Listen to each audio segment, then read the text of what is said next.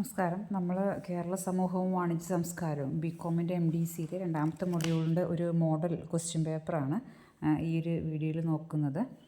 എങ്ങനെയാണ് ആ രണ്ടാമത്തെ മൊഡ്യൂളിൽ നിന്ന് ചോദ്യങ്ങൾ വരിക എന്നുള്ളത്.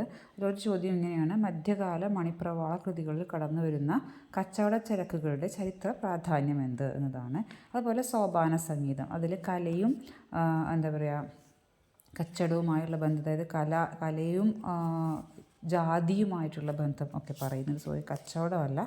അപ്പോൾ ആ ഒരു ഭാഗത്താണ് സോപാന സംഗീതത്തെക്കുറിച്ചൊക്കെ പറയുന്നത്. സോപാന സംഗീതം എന്നാൽ എന്ത് എന്നുള്ള ഒരു ആൻസർ വരുന്ന രീതിയിലുള്ള ചോദ്യങ്ങളൊക്കെ അവിടെ വരുന്നുണ്ട്.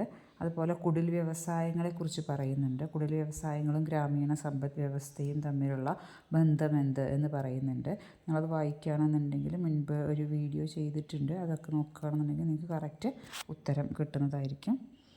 പിന്നെ അതേപോലെ ഇതിൽ നിന്ന് വരുന്ന എസ്സേ ക്വസ്റ്റ്യൻസ് ഇങ്ങനെയാണ്: കേരളത്തിലെ ജാത്യാടിസ്ഥാനത്തിലുള്ള പാരമ്പര്യ കലകളുടെ ശക്തി ദൗർബല്യങ്ങൾ വ്യക്തമാക്കുക എന്നാണ് പറയുന്നത്. സാഹിത്യത്തിലെ കച്ചവട സൂചനകൾ എന്ന് പറയുന്നൊരു ഭാഗം വരുന്നുണ്ട്, അതിൽ വരുന്നുണ്ട്. അതുപോലെ മിഷണറിമാർ കേവലം മതപ്രചരണം നടത്തിയിരുന്നവരല്ല, അവർ ദേശീയ സാംസ്കാരിക ജീവിതത്തിൽ ധീരമായി ഇടപെടുകയായിരുന്നു. സമർത്ഥിക്കുക. മിഷണറി പ്രസ്ഥാനത്തെക്കുറിച്ച് പറയുന്ന ഭാഗം വായിക്കണം. പിന്നെ കേരളീയ സമൂഹ ജീവിതത്തിലെ അവിഭാജ്യ ഘടകമായിരുന്നു മൃഗങ്ങൾ എന്ന് മഹ്മൂദ് കൂരിയ സമർത്ഥിക്കുന്നത്. ഇങ്ങനെ കുളമ്പടികൾ എന്ന് പറയുന്ന മഹ്മൂദ് കൂരിയുടെ ലേഖനം നമുക്ക് പഠിക്കാനുണ്ടല്ലോ. അപ്പോൾ ആ ലേഖനത്തെ അടിസ്ഥാനമാക്കിയാണ് നിങ്ങളതിന് ഉത്തരം എഴുതേണ്ടത് കേട്ടോ. 2 പുറത്തിൽ കവിയാതെ എന്നായിരിക്കും. 10 മാർക്കായിരിക്കും ഒരു ചോദ്യത്തിന്.